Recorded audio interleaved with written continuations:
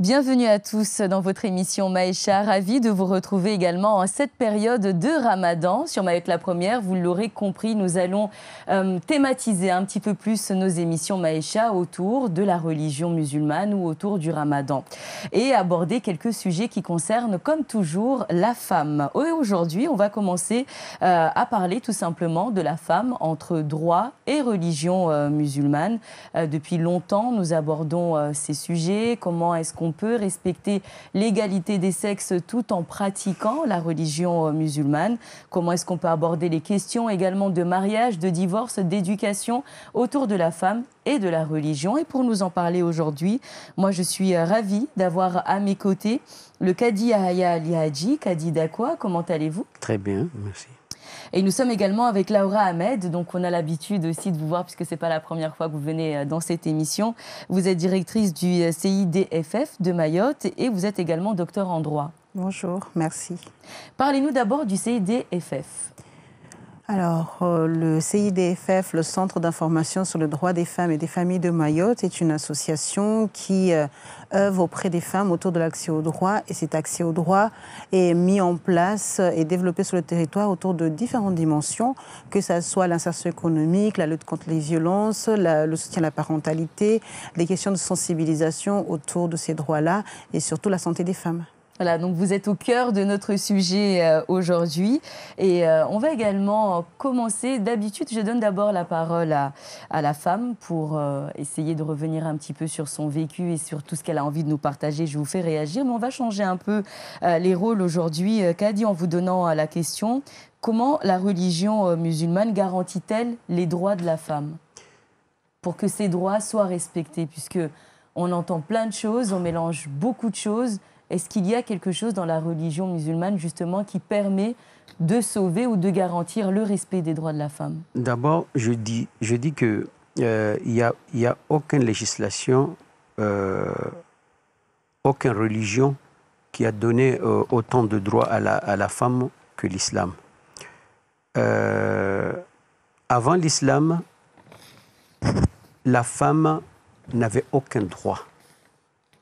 La femme n'avait pas le droit d'héritage, n'avait pas le droit de la dot, n'avait pas le droit de tout. Lorsque l'islam est venu, l'islam a dit non, la femme a le droit d'héritage, la femme a le droit de la dot, jusqu'à ce que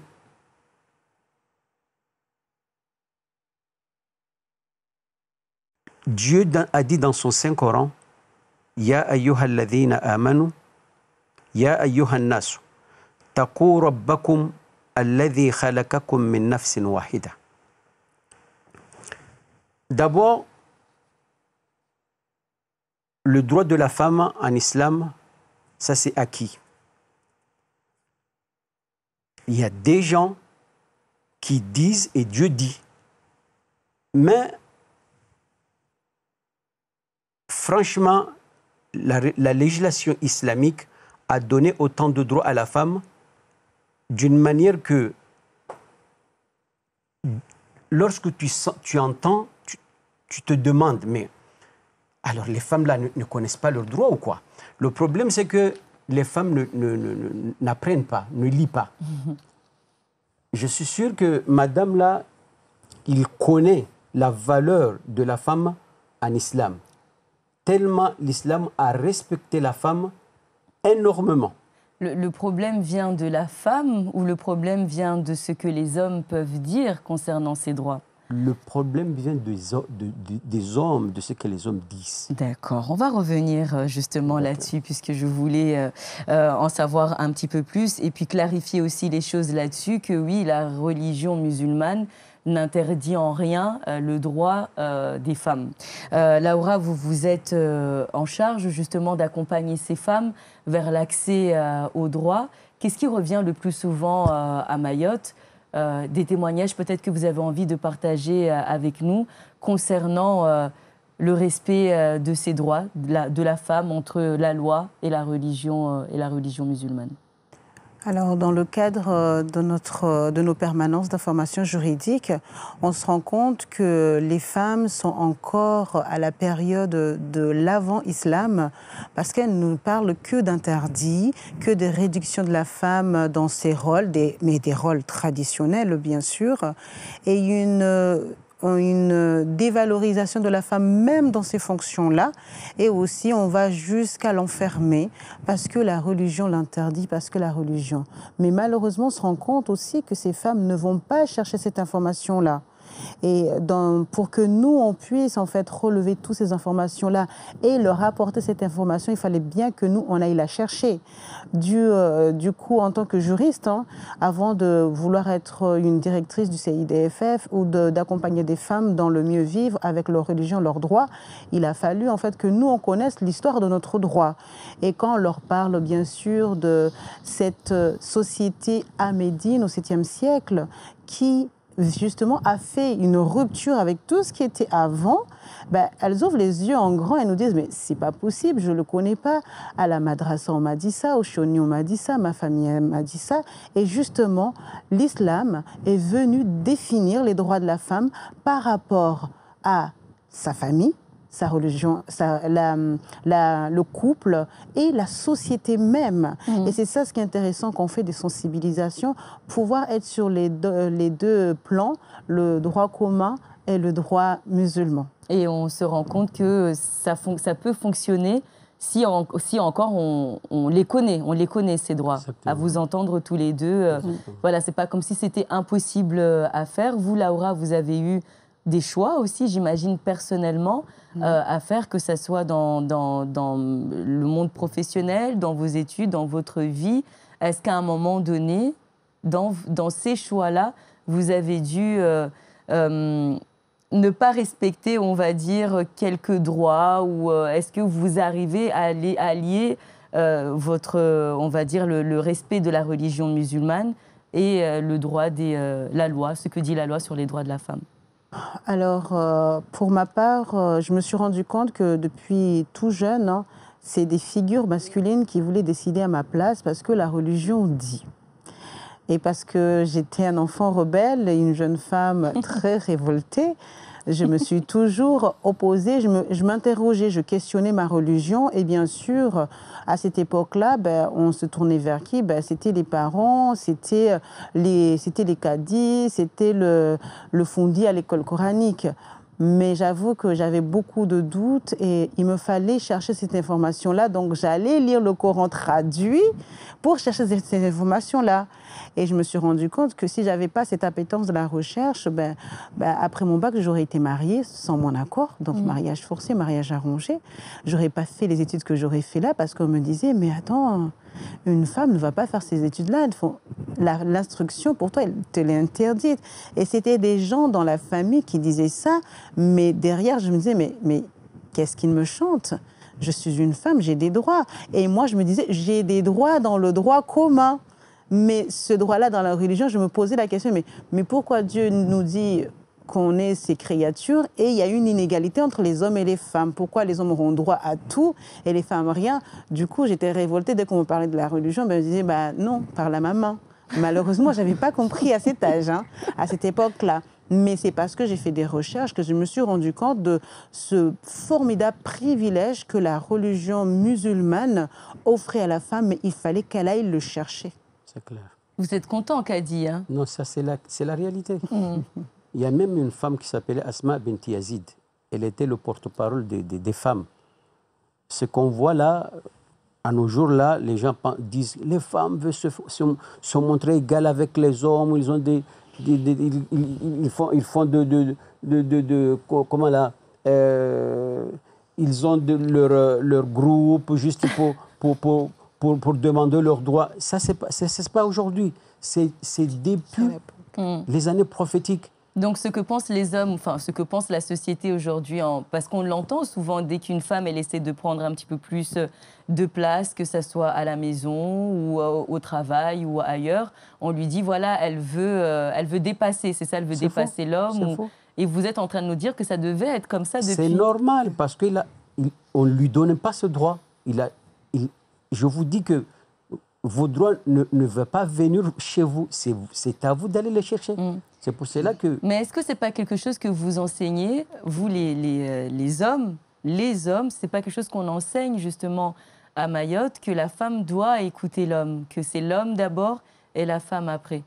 William Golding a bien dit sur ce sujet-là, il a dit que les femmes sont folles. Je pense que les femmes sont folles. Si elles prétendent être les mêmes que les hommes, elles sont tout à fait supérieures à eux. Elles l'ont toujours été. Tout ce que tu donnes à une femme, elle le fera mieux. Si vous lui donnez du sperme, elle vous donnera un fils. Si tu lui donnes une maison, elle fera un chez toi. Si tu lui donnes des aliments, elle te donnera à manger. Si tu lui souris, elle te donnera son cœur. Elle magnifie et multiplie tout ce que vous lui donnez. Tu es là en train de dire que ma femme ne m'écoute pas. Est-ce que toi, tu l'écoutes? Ma femme ne me respecte pas. Est-ce que toi, tu les respectes? Les femmes sont comme de écho, sont comme un reflet. Tu lui donnes, elle te rend. Et quand tu lui donnes, elle te rend mieux que ce que tu lui as donné. C'est pour cela que Shawki a dit, un poète égyptien, il a dit « Al-Ummu madrasatun ». Maman est une école. Mais il a mis « mais ». Il a dit « Idha a'dataha ». À condition, si tu as préparé cette école, n'allez pas faire construire une hangarée comme ça, là, et puis tu dis ça c'est une école. Il faut que tu mets les carreaux, il faut que tu mets le clim, il faut que tu mets le tableau. Il faut que tellement tu prépares cette école, tu vas voir qu'il y a des générations dignes de ce nom qui va sortir dans cette école. Alors c'est l'homme qui devrait faire que l'atmosphère soit bien. Il va voir que la femme va accompagner ce projet-là. Et j'imagine que, Laura, on est d'accord sur ce sujet, nous déjà en tant que femmes, mais malheureusement la réalité est tout autre. On a cité quelques, on va dire, thématiques à pouvoir aborder dans l'émission. On a parlé un peu de mariage, puisque c'est là où on le ressent, mais je pense que vous en avez un petit peu parlé, mais aussi pendant le divorce, puisque vous accompagnez aussi parfois ces femmes à accéder à leurs droits. Pendant cette période de la séparation qui peut être très compliquée, qu'est-ce qui revient le plus souvent, à votre avis? Qu'est-ce qui les femmes, voilà, qu'est-ce qui peine, on va dire, le plus les femmes au moment de la séparation de couple? Au moment de la séparation du couple, c'est encore plus difficile parce que si on se marie dans le respect et dans l'amour, on divorce dans la méchanceté.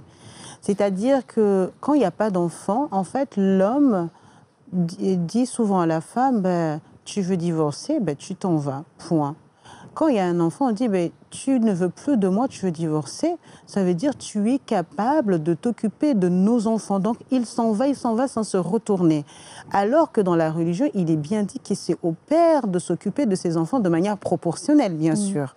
Il n'y a pas de contrainte, il ne va pas faire plus qu'il n'est capable. Cependant, au moment du divorce, il y a ce besoin-là. C'est vraiment, il y a le rapport de pouvoir, de domination de l'homme va se révéler encore plus fort parce que tu ne veux pas de moi, tu ne veux pas non plus du père que je suis par rapport à mon enfant. C'est complètement faux. Et par rapport à ces conflits qu'il y a là, les femmes vont se tourner plus vers le droit commun pour aller justement amener l'homme à être responsable devant ses devoirs. Comme quoi, par exemple, quand elle se tourne vers le droit commun? Le droit commun, on va dire que c'est le droit commun qui reconnaît les droits de l'enfant. Alors que non, vous avez une femme qui va divorcer alors qu'elle a un tout petit enfant. Et des fois, il y a des pères qui vont se retourner contre cette femme-là et lui retirer l'enfant et lui dire « mais tu n'as même pas le droit de l'allaiter ». Alors que l'allaitement est un droit dans la religion jusqu'aux 2 ans absolus. Donc et vous avez aussi le fait qu'un enfant va venir trouver son père pour lui dire voilà, j'ai des besoins dans ça. Et on va lui dire non, vas-y, va avec ta mère, que la femme ait des besoins ou pas. Et ce qui est difficile dans le divorce, qu'au moment du mariage, l'homme va dire à la femme je ne veux pas que tu travailles parce que, justement, une de ses responsabilités à la femme, c'est les soins aux enfants. Il va lui dire, mais moi, je voudrais qu'une femme s'occupe des enfants à 100%. Ok, on est d'accord, on discute. Mais au moment du divorce, on va avoir une situation inégale. L'homme va avoir tout, il va avoir un emploi, de quoi vivre, et la femme, en fait, va se retrouver juste avec des enfants et des besoins à pourvoir, mais n'ayant pas pris cette liberté de travailler, ce droit de travailler pendant le mariage, eh bien, elle se trouve sans rien. Mais l'homme va dire, ben, tu ne veux pas de moi, ça veut dire tu ne veux pas non plus de mon argent. Et notre société, malheureusement, va dire, pendant le divorce, et attention, ne va pas chercher une pension alimentaire, ne lui dis jamais, ne va pas chercher le respect de la contribution, de l'entretien et de la contribution pour l'éducation de ton enfant pendant le divorce, parce que les gens vont te dire, ah ben en fait, l'homme, il avait raison. Cette femme-là ne voulait que ton argent. Que son argent. Voilà. Kadi, j'imagine que là aussi, il y a des textes dans la religion qui protègent, qui garantissent aussi, on va dire, la protection, l'éducation de l'enfant après le divorce et qui protègent aussi la femme lorsqu'il y a séparation de couple. Déjà, on va commencer par une question simple. Est-ce qu'une femme peut demander à divorcer? C'est clair. Bon, la réponse, elle était simple aussi. L'homme a le droit de divorcer directement. La femme a le droit de ce qu'on appelle kholon. Kholon, ça vient du mot khala. Ça veut dire tu enlèves ton chemise ou ton pantalon. Voilà. La femme a le droit de faire le kholon. Moi, je le dis tout le temps que Dieu n'a pas donné à la femme le droit de divorcer directement à une raison. C'est à cause que peut-être Dieu a eu pitié de nous les hommes. Parce que si la femme, Dieu l'avait donné le droit de divorcer directement, on aurait tous été des célibataires, nous les hommes. Parce que dès que la femme ressent quelque chose que ça ne va pas, le gars lui dérange, il va lancer directement ce divorce. Dieu lui a dit, écoute, c'est ton droit, mais tu n'as qu'à aller voir le cadi. Le cadi, c'est un sage, c'est un conciliateur, vous êtes là pour... C'est la première chose que le cadi le fait. Madame, non, excusez-le, fait quoi, il commence à lui... Jusqu'à ce que Kadi regarde la réaction de la femme. Si Kadi a réalisé que c'est vrai, la femme ne veut plus vivre avec le cas-là, Kadi n'a pas un ou deux de faire... Le Kadi d'abord n'a pas le droit de dire non, je ne te donne pas le divorce. La femme... La première des choses, la femme peut demander au monsieur, divorce-moi. C'est qu'on dit, on entendait avant que la femme ne peut pas demander de divorce, c'est interdit, c'est faux. Dieu, quand on fait le mariage, il y a un verset là où on dit que soyez bien, ou s'il y a un malentendu, si vous voulez séparer, séparez-vous convenablement. En Shimaoré, on dit que le mariage se casse, mais il y a la famille. Mais chez nous, comme madame vient de dire, ça part tout. Alors, Dieu dit que soit vous vivez bien, soit il y a malentendu. Vous ne pouvez pas vivre ensemble, séparez-vous convenablement. Alors, l'islam a dit à la femme, si le gars a refusé de te divorcer, si tu ne veux pas vivre avec lui, tu n'as qu'à aller chez le cadi. Et quand tu vas chez le cadi va, bien sûr, va dire pourquoi. Le mot pourquoi, c'est pas que pourquoi, bon, je viens entendre, sinon je décide de divorcer ou non. Non. Pourquoi? Parce qu'il y a deux façons de divorcer. Soit la femme va dire que le gars n'a aucun problème, c'est un gars, machallah, que je appréciais, il ne m'a rien fait du mal, mais je ne peux pas vivre avec lui. C'est comme exactement, il y a une dame qui est venue trouver le prophète, il a dit, je n'aime pas mon mari. Le prophète lui a dit, pourquoi? Il a dit, la u'aybu lahu khulukan wala din. Oh prophète, il n'a aucun problème, le gars-là. Il est bien, il ne m'a rien fait du mal. Mais, c'est que la façon que je ne l'aime pas, j'ai peur de voir ailleurs, parce que je peux pas résister avec le gars-là. Le prophète lui a dit que, comme tu viens de dire qu'il ne t'a rien fait du mal, est-ce que tu vas lui rendre sa dot? Parce que c'est pour cela que Kadi dit pourquoi. Pourquoi? Kadi veut entendre de la femme, s'il y a un problème quiconque, même si même si de un jour, le gars t'a pas entretien, t'as pas donné à manger, tu as le droit d'aller voir le cadi. Il t'a frappé, tu as le droit d'aller voir le cadi. Je ne peux pas vivre avec le... Mais s'il n'y a aucun problème, cadi te demande d'abord, pourquoi là, cadi veut entendre. Non, il n'a aucun problème. Exactement ce que le prophète a fait. Quand la femme est venue lui demander, je ne veux plus vivre avec mon mari. Pourquoi? Il a dit qu'il n'a aucun problème. Le prophète lui a dit, est-ce que tu vas lui retourner sa dot? La femme a dit, Naam wa ziyada. Oui, je veux le retourner sa dot et puis je veux rajouter. Regarde comment la femme n'aimait pas vivre avec le monsieur. Il a dit, je lui donnais sa dot et je veux rajouter. Le prophète a dit que Amma ziyada fala. Rajouter, non, tu lui donnes exactement ce qu'il t'avait donné. Alors, l'islam n'oblige aucun de vivre avec quelqu'un s'il n'y a pas l'amour. Les mariages que nos mamans, nos grands-sœurs faisaient là, Fatima, voilà ton mari, sans leur consentement, ce n'est pas du mariage. Il y avait une fille qui est venue voir le prophète, il lui a dit même ça, mon père m'a fait marier avec l'enfant de son ami. Le prophète, sallallahu alayhi wa sallam, il a appelé le papa de la fille, il lui a dit qu'il faut que tu prennes le consentement de la fille. Le prophète a dit à la fille, tu as deux choix, soit tu acceptes ce que ton père a fait, voilà, ton mariage va poursuivre, soit tu refuses, ce n'est pas un mariage. La fille a dit, Ya Rasulallah, j'ai accepté ce que mon papa a fait, mais je voulais que les parents sachent qu'ils n'ont pas le droit de marier leur fille avec quelqu'un qu'ils n'aiment pas. Alors l'islam est clair là-dessus. Voilà, en tout cas, c'était une très belle explication. Merci beaucoup, Kadi. Laura, on va terminer sur une petite question, peut-être un message que vous souhaitez faire passer aux femmes qui nous regardent aujourd'hui. Il nous reste à peine quelques minutes. On l'a dit, on a essayé d'aborder un petit peu le sujet du mariage, on a essayé d'aborder aussi un peu le sujet du divorce et on voit encore une fois que le droit commun n'est pas si loin par rapport à ce que dit la religion. Aussi une partie au niveau de l'éducation, on l'a aussi abordé. Mais régulièrement, j'imagine que les femmes qui viennent vous voir viennent aussi pour des sujets un petit peu plus graves et plus importants. Oui, bien sûr.